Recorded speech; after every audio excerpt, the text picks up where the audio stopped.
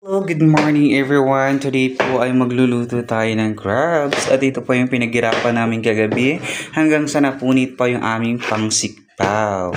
At ito po yung ating ihahalo. Ito po ay ang kalabasa. Ang kalabasa po ay masustansya, pangpalinaw ng mata, ngunit ang duling at buta ay wala ng pag-asa. At susunod po natin ay ang Coco Mama. Dahil po hindi tayo makakaakit ng nyug today, bibili tayo ng artificial coconut milk. Ito po ay mabuti rin po sa ating kalusugan. Meron po itong vitamin A na makukuha. Ngunit kung ito iinumin mo ng diretsyo, abay, handa ka na bang magtae? Sige. At ito po yung ating susunod ay ang malunggay. Alam naman po natin sa lahat ng malunggay ay masustansya at nagbibigay ito ng vitamina at higit sa lahat meron tayong antioxidant. Ayan, ito po yung talong at nahiway na po, hindi ko po alam kung ano yung vitamin ang maibibigay at ito po ay ang paminta. Nahalo natin at ang sibuyas bawang, ito po ay malalakas na vitamina, lalo na po itong paminta ay nagbibigay booster po sa lahat ng ingredients. At ito po yung talong, ayan po. Kung ikaw ay maligbog at walang asawa, pwede mo ito yung pagtiyagaan. At kapag di mo kaya't naputol, bahala ka na magpa-opera. Ito po yung daing. Maganda po sa umaga. Kapag maalat, mas maraming kanin, mas maraming makakain.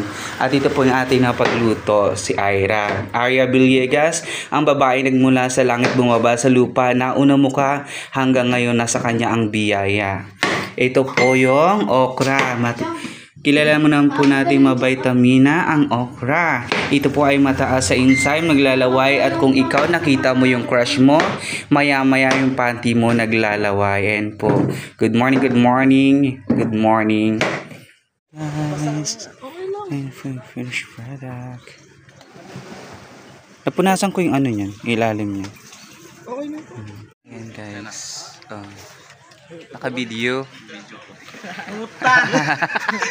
Kala mo makaka-filter ka ha? Ngayon pangasin yan.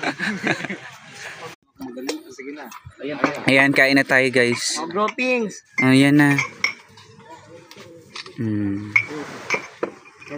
Ako na sila. Good morning. Good morning, good morning, good morning El Nido Palawan. Good morning sir, good morning. Sunset.